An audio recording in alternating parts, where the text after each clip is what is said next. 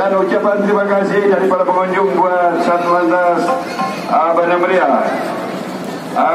Karena laporan daripada para pengunjung tadi, masjid di sebelah timur sampai dengan lampu merah pendopo 1.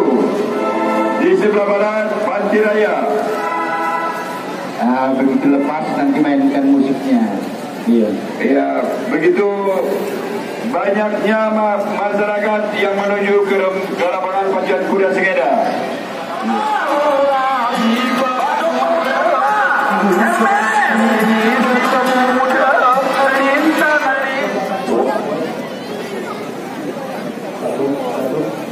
Halo.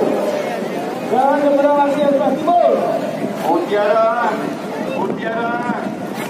Mutiara yang memakai baju putih. Mohon dengarkan suara pemilikmu. Akna. Akna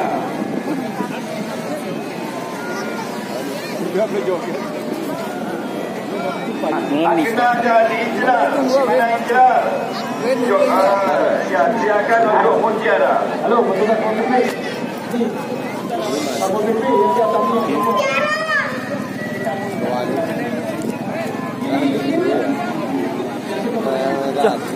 Puno len pada secara puno. Orang anak benar ada semua.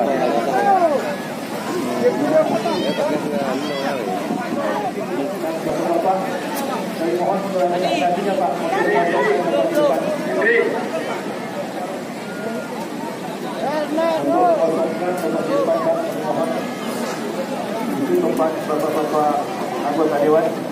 Ya, tolong Pak, mohon Pak, tak maaf Pak, kembali aja sama kami Pak, di atas ini Pak.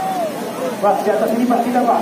Saudara Bidin sudah menaikkan bendera hijau bertanda Komisar akan dilepas.